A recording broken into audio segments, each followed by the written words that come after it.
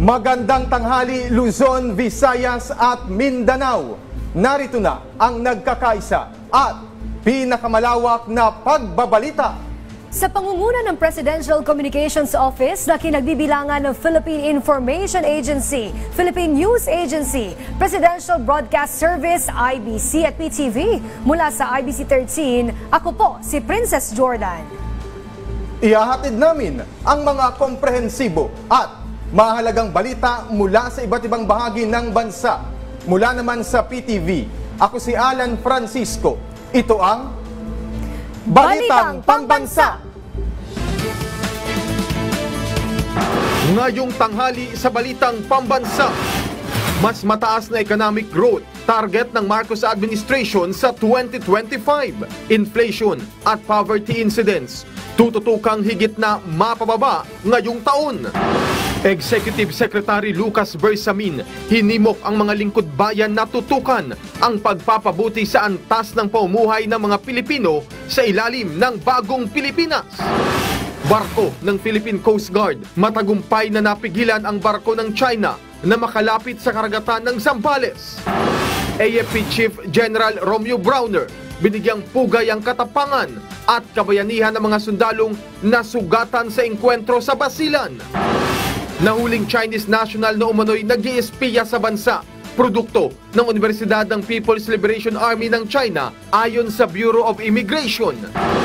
At pag-iimprenta ng mga balota na gagamitin sa 2025 midterm elections, tuloy na sa Lunes ayon sa COMELEC. Una sa ating mga balita, target ng administrasyon ni Pangulong Ferdinand R. Marcos Jr. na mas mapataas ang economic performance sa 2025. Kabilang naman sa pinatututukan ang pagpapababa sa inflation at poverty incidence ngayong taon. Si Alvin Baltazar ng Radyo Pilipinas sa Balitang Pambansa. Porsigido ang administrasyon na masigitan pa ang naging economic performance nito ng nakaraang taon. Sa harap ito ng pahayag ni Pangulong Ferdinand R. Marcos Jr. na kontento siya sa economic achievements ng pamahalaan noong 2024. Sa 24th NEDA Board meeting sa Malacanang, ipinahayag ni National Economic Development Authority Secretary Arsenio Balisacan na para sa 2025 ay target ng gobyerno na mapataas ang gross domestic product ng 6 hanggang 8% na mas mataas sa 6 to 6.5% target na GDP growth noong isang taon. Sa kabilang dako, iaabuti naman ng gobyerno ang 2 to 4% inflation rate habang ang antas naman ng kahirapan ay sisikaping maabot ang 13.2% ngayon taon at 9% sa 2028. Kaugnay nito ay sinabi ni Balisacan na ipagpapatuloy ng NEDA na magpatupad ng social economic transformation sa pamamagitan ng pagpapalakas pa ng economic productivity, paggamit ng makabagong teknolohiya at kolaborasyon sa iba't ibang stakeholders. Makikipagtulungan din anya sila sa Kongreso para sa development priorities, pagtitiyak ng suporta sa fiscal programs at pag-institutionalize sa regular na monitoring, evaluation at integration sa budgeting, planning at investment programming. Sa nasabing pulong ay binigyan din naman ng Pangulong Marcos ang pangangailangang magkaroon ng consolidated report hinggil sa pagsisikap ng pamahalaan na masiguro ang seguridad sa pagkain. Mahalagaan na ito, sabi ni Pangulong Marcos, para malinaw sa mamamayan kung paano ito makakabenepisyo sa pamilyang Pilipino, bakit ito importante sa hinaharap at kung paano nito mapapaunlad ang kwalidad ng buhay. Para sa Balitang Pambansa, Alvin Baltazar ng Radyo Pilipinas. Manatiling tutok sa pagpapabuti ng pamumuhay ng publiko. Yan ang ipinunto ni Executive Secretary Lucas Bersamin sa 2025 Budget Execution Forum sa Pasay City ngayong araw. Ayon sa kalihim, ang nananatiling nakatuon sa pagbibigay serbisyo sa mga Pilipino ng may integridad at compassion. Binigyang diin din niya ang pagtutulungan habang hinimok ang public servants na huwag magpaapekto sa ingay politika. Ipinunto rin ni Bersamin na ang pambansang pondo ay hindi lamang basta numero. Sa halip ay mahalagang salig para sa pagpapaunlad ng Pilipinas. Ang Department of Budget and Management ang nanguna sa naturang forum na naglalayong maging plataporma para maayos na mailatag at magamit ang pondo ng bawat ahensya ng gobyerno. Matapos ang higit isang taon, nakauwi na ng Pilipinas ang mga Pilipinong dinukot ng Houthi rebel sa Red Sea noong 2023. Bukod sa kanilang pamilya, iba't ibang tulong din mula sa pamahalaan ang sumalubong sa kanila. Si Denise Osorio ng PTV sa Balitang Pambansa. Emosyonal ang mga 17 Pilipino seafarers nang dumating sa Pilipinas pasado alas 9 kagabi. Ang iba sa kanila, napayakap na lang sa mga kaanak na sumalubong. Sila ang mga Pinoy na binihag ng Houthi rebel sa Red Sea noong November 2023. Sakay sila ng barkong MV Galaxy Leader na hinijak ng mga rebelde. Bukod sa kanilang kaanak, sumalubong din ang mga kinatawan ng gobyerno gaya ng Department of Migrant Workers, Department of Foreign Affairs, Department of Transportation, Department of Health at iba pa. Ayon kay DMW Secretary Hans Leo Kakdak, hiniling ng mga seafarer na kaagad makauwi ng Pilipinas. More about the families reuniting at nangyari na po yun, and we're giving them time to be together. They said, no, we want to go home and see our families. And so immediately we booked them. Ayon naman sa Department of Health, kinakailangang dumaan muna sa mga medical protocol at debriefing ang mga Pinoy seafarer. They are not traumatized, alright? They came, galing po sila sa isang traumatic situation. Ang ayaw nating mangyari is mag-develop sila nung tinatawag na post-traumatic stress disorder. Sinisigurado naman ng DMW ang ayuda at benepisyo na matatanggap ng mga seafarer sa kanilang ahensya. Continuous payment of what we call allotments, right? The payment of the salaries double in this case, no? All throughout the 428 days. So that's number one. Number two, we provided the necessary financial assistance to the families along the way. We flew everybody in to Manila to meet them personally, face-to-face. Education and scholarship, yes, that will be among the next round of assistance packages we will provide. ASEC Kiko de Guzman is here, is our reintegration ASEC, so there are also reintegration livelihood packages in store for them. Mananatili muna ang mga seafarers na makasama ang kanilang pamilya sa mga susunod na araw habang sumasailalim sila sa mga medical protocol. Una nang nagpasalamat si President Ferdinand R. Marcos Jr. sa bansang Oman dahil sa pakikipagnegosasyon nito para mapalaya ang mga nabihag na Pilipino. Mula sa PTV Manila, Denise Osorio para sa Balitang Pambansa. Produkto ng universidad na pinatatakbo ng People's Liberation Army ng China ang Chinese national na nahuli umano ng ASP sa Pilipinas. Sinabi ito ni Bureau of Immigration Commissioner Attorney Joel Anthony Viado sa kanyang panayam sa Mike Abe Live. Ayon kay Commissioner Viado, nangangalap ng impormasyon sa bansa ang nahuling Chinese national. Kasalukuyan itong nakakulong at iniimbestigahan ng intelligence group ng gobyerno. Nakapasok umano ang Chinese spy sa bansa bilang isang turista na kalaunan ay nakakuha na rin ng permanent residency. Natuklasan din na nakabuo na ito ng pamilya sa Pilipinas. Bukod sa Chinese national, una nang sinabi ng pamahalaan na may kasabwat umanong 2 Pilipino ang naturang espiya. Ang nadiskubre po namin ay naka-embed po siya dito sa Pilipinas. Nandito po siya noon pa hong 2013. Pabalik-balik ho, labas-pasok ng Pilipinas. At kung makikita nyo po siya at makakasalubong sa kalye, maiisip nyo po na isa siyang Pilipino rin. Nakapag-asawa na nga po dito at nagkaroon na rin po ng anak. Ang kanya hong ginagawa ay nagkakalap ng impormasyon sa mga tinatawag na infrastructure ho na critical dito sa Pilipinas. Meron bang posibilidad o lumapit sa issue na related doon sa issue ng West Philippine Sea na ang China, alam naman natin, nanghihimasok po sa West Philippine Sea. Baka ito ay kahabahagi nga ng espiya nila. Alam mo na, meron bang anggulong ganoon o lumalapit doon sa posibleng resulta ng ganoong klase? Sa punto po ngayon, hindi po natin masabi po yan, pero hindi po maiwasan na ikabit sa kanyang issue. Patuloy ang pag-iikot ng mga opisyal ng Department of Agriculture at DTI sa mga palengke dito sa Metro Manila upang alamin kung naipatutupad ba ang tama o nang tama ang maximum suggested retail price sa imported na bigas. Si Denise Osorio ng PTV sa Balitang Pambansa. Planong ibaba pa ang maximum suggested retail price o MSRP ng per kilo ng imported na bigas ayon sa Department of Agriculture. Matapos ang isang linggong pagpapatupad ng MSRP para sa bentahan ng imported na bigas, nagsagawa ang DA, katuwang ang Department of Trade and Industry at ang Manila City LGU ng price monitoring sa Cartimar Market, Pasay City. Ayon kay DA Secretary Francis Tiu Laurel, importanteng makita kung sumusunod ang mga bigasan sa MSRP at kung epektibo ba ito para sa mga mamimili. Ang totoong plano, ito na. Ngayon nasa 58, mukhang marami naman sumusunod, meron ilang hindi. But by February 5, it will be 55 na. Then by February 15, ibababa natin yan ng 52. With the hope that by March 1, hopefully, break 50 na tayo, 49 ang MSRP. As long as world prices remain as is today. Dagdag ni Tiu Laurel, posibleng maipatupad na rin ang pagbebenta ng Rice for All sa mga supermarket at convenience store sa March 1, 2025. Matapos mapag-usapang maigi ang pagpapalaganap ng Rice for All sa iba pang mga establishmento.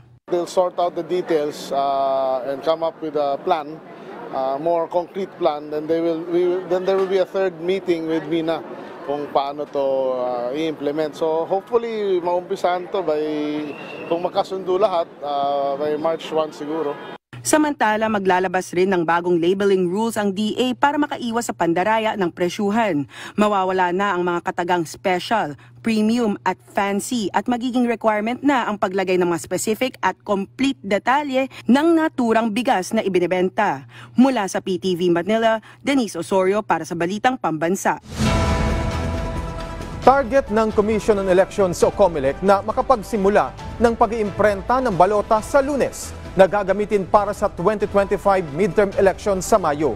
Sa programang Mike Abi Live, sinabi ni COMELEC spokesperson Director John Rex Ludianco na sa ikalawang linggo ng Abril ay dapat tapos na sila sa pag-iimprenta. Habang bukas naman, January 25, ay kasado na rin ang kanilang isasagawang mock elections. Kasama sa mock elections ang 15 munisipalidad at syudad sa bansa. Hindi po kasi simpleng mag-imprenta lang ng balota. Sabi nga po namin, kahit araw ng eleksyon, pwede kami mag-imprenta. Pero may dalawang bagay po kasing ginagawa dyan.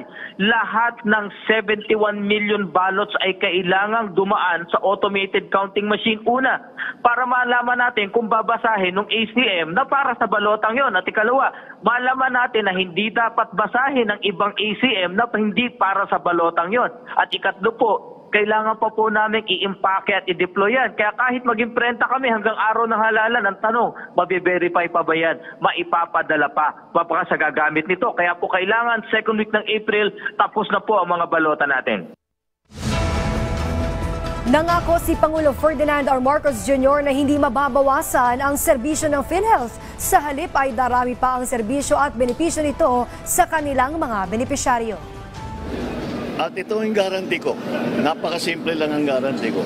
Kahit may subsidy, kahit walang subsidy, kahit anong contribution, all of these issues, hindi mababawasan ang serbisyo ng PhilHealth. Hindi mababawasan ang bayad ng PhilHealth sa insurance claim. In fact, baliktad. Padadamihin pa namin ang serbisyong ibibigay ng PhilHealth, palalakihin pa namin ang pagbayad sa insurance claims. So, I would like to just assure everybody, huwag niyong inaalala na mababawasan ang serbisyo kahit na kanino, para sa senior, para sa mga hirap, para sa middle class. Walang mababawasan kahit isang kusing. Quite the opposite. Dadagdagan natin yan in 2025, mas dadami pa ang magiging serbisyo na ibinibigay ng PhilHealth, mas lalaki pa ang magiging payment na ibibigay sa insurance claim. Kaya huwag po kayong mag-aalala, walang mawawala sa serbisyo ng PhilHealth. Mas pinapaganda pa nga namin ang pagpatakbo ng PhilHealth para mas marami pang maibibigay sa taong bayan.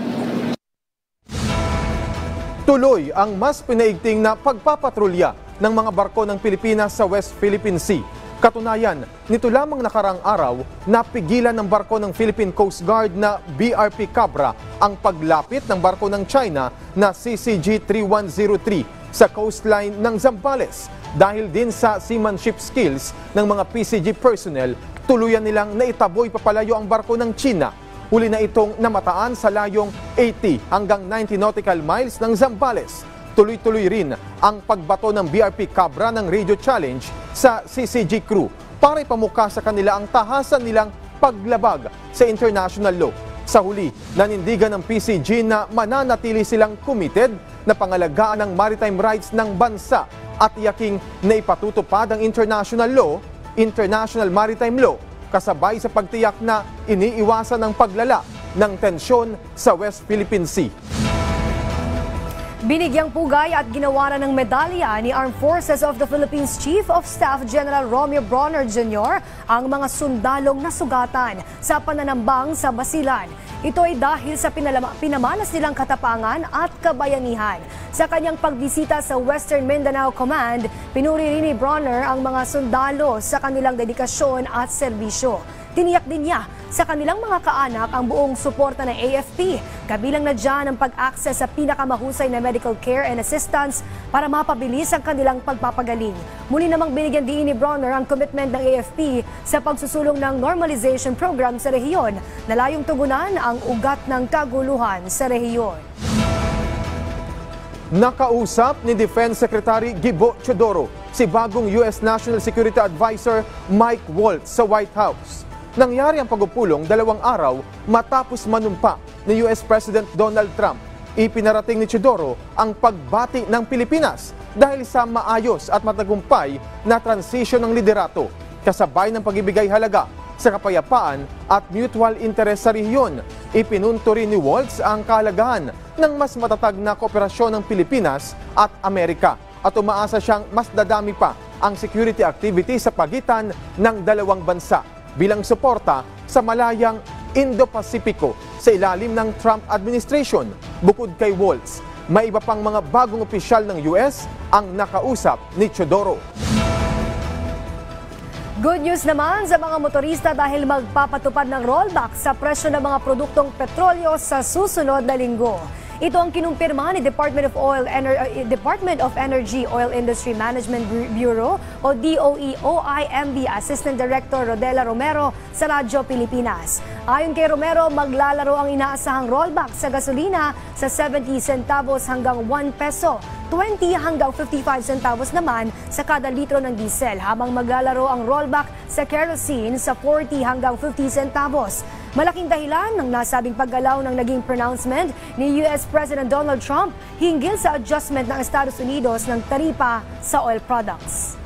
Nagkaroon po ng reopening yung refineries at saka ports ng United States, particularly sa kanilang Gulf Coast, wherein kung di po ba natamaan sila ng winter storm. So nire-open po yung refineries doon at saka mga ports. Second po, nagkaroon daw po ng concern itong merkado, the oil market, kung paano yung proposed tariff policy ni President-elect Donald Trump makaka-apekto sa global economic growth at saka sa demand for energy. Mga modernong public utility vehicle stops sa Maynila magagamit na ng mga commuters. Si Jenny Red ng BIA-NCR sa Balitang Pambansa.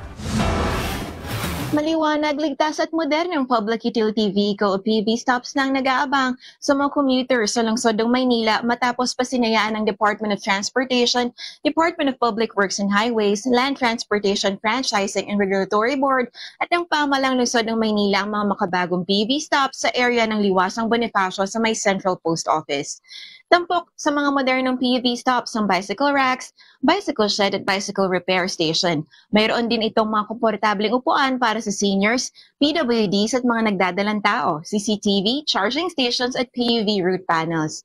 Ayon kay DOTR USEC Jesus Ferdinand Ortega, magsisilbi itong mga modelo ng modernisasyon, kaligtasan at sustainability ng transportasyon sa rehiyon. Ang mga PUV stops na ito ay magsisilbing modelo ng modernisasyon, kaligtasan at sustainability sa ating transportasyon. Sama-sama natin gamitin ang pangalagaan ang mga PUV stops na ito para sa pakinabang na lahat. Ayon kay Jason Castillo, isang commuter na madalas nag-aabang ng masasakyan sa nasabing lugar, nakakatuwang pagbabago ito dahil mas tiyak na ang kanilang kaligtasan bilang mga commuter. Natuwa rin kami kasi may safety na siyang may safety ng sakayan tsaka babae. Di na tulad dati, andun pa yung mga tao eh.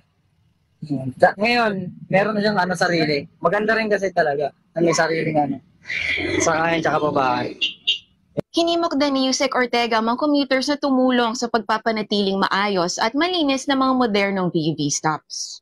Ito po ay tulong ng gobyerno sa ating mga mananakay. Atin po to. Tulungan po natin ma-maintain, mapatagal, malinis at maayos po ang ganitong PUV stops. Pag ito po ay naging maayos ang ating pag-handle, sigurado po ako, other LGUs sa buong Pilipinas ay gagaya na po at mas maraming makikinabat na commuters. So yun po yung aking mensahe. Ang mga modernong bus stops na makikita dito sa syudad ng Maynila ay isa lamang sa mga paumpisang hakbang ng DPWH, DOTR at LTFRB para makapagbigay ng mas ligtas, komportable at maliwanag na commuting experience para sa mga Pilipino sa Metro Manila. Mula sa PIA National Capital Region, General Balitang Pambansa. Kinilala ng DSWD Caraga ang LGU ng Tagbina sa Surigao del Sur dahil sa kanilang water system project. Ang mga residente roon, pahirapan kasi sa pag-igib ng malinis na tubig. Si May Diaz ng Radyo Pilipinas Butuan para sa Balitang Pambansa. Dating nagtitiis sa pag-igib mula sa kilo-kilometrong layo ang mga residente ng Barangay Santa Maria, Tagbina, Surigao del Sur dahil sa kawalan ng supply ng malinis at maiinom na tubig. Pero sa tulong ng kapitbisig laban sa kahirapan, Comprehensive and Integrated Delivery of Social Services o Kalahi SEEDS ng DSWD Caraga, dumaloy ang ginhawa sa mga taga Santa Maria matapos na maitayo ang Level 2 pump-driven water system. Kung dati nasa 4 lamang na purok ang nasiservisyohan ng naturang water system, ngayon naabot na nito ang malalayong purok matapos ipagpatuloy ang Phase 3 dahil sa dagdag na pondo mula sa Kalahi SEEDS. In the long run. So part niya ng kanilang sustainability.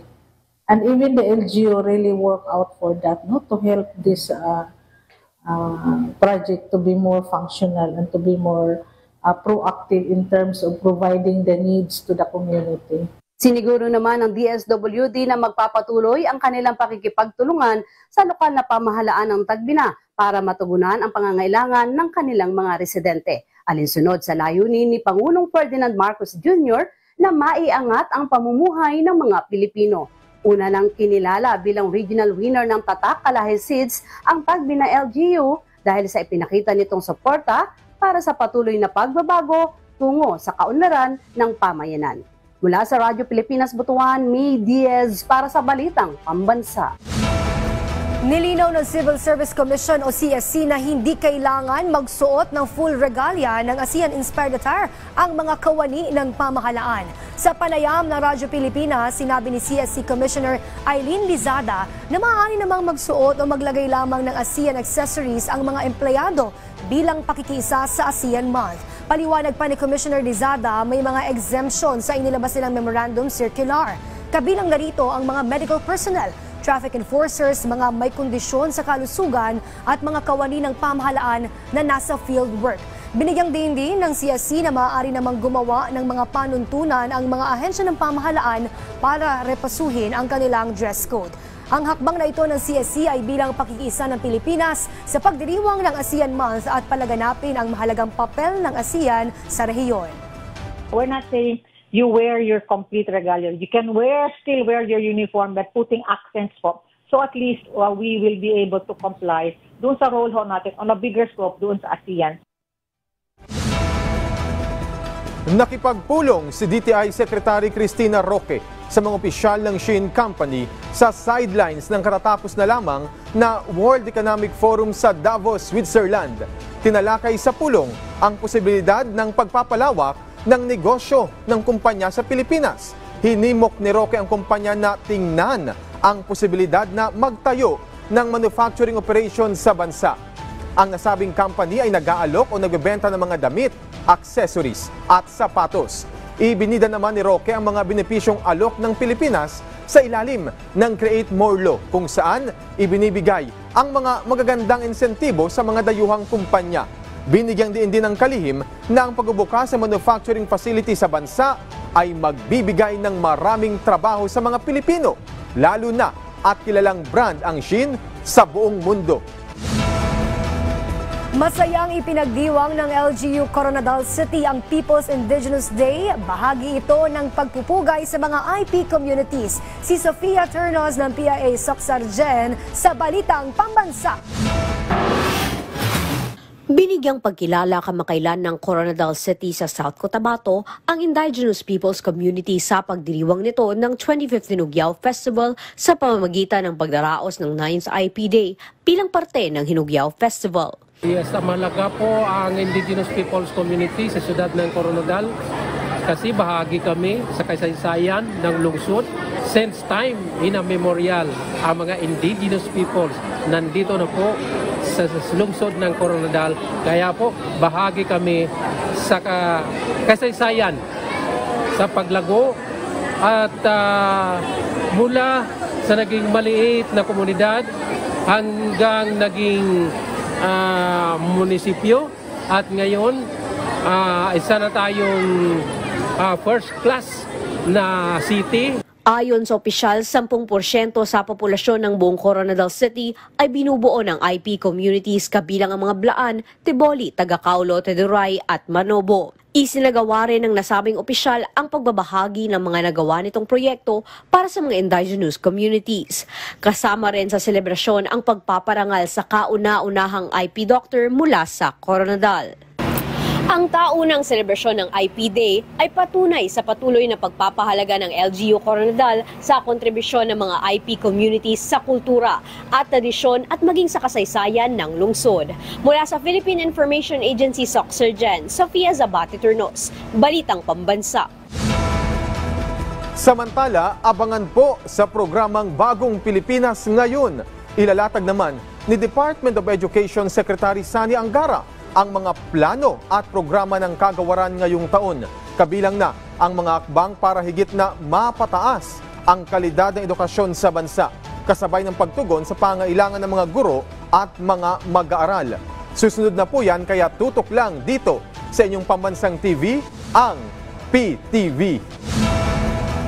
At dyan po nagtatapos ang 30 minutong ulat sa bawat sulok ng bansa. Samahan nyo kaming muli mamayang alas 6 ng gabi para sa updated at pinalakas pang balitaan mula sa PTV. Ako si Alan Francisco. Ito ang pinalawak na puwersa sa pangunguna ng Presidential Communications Office, kabilang ang Philippine Information Agency, Philippine News Agency, Presidential Broadcast Service, IBC at PTV. Mula sa IBC 13, ako naman po si Princess Jordan, hatid sa inyo ang komprehensibong paghimay sa mahalagang usapin. Dito lang sa Balitang Pambansa.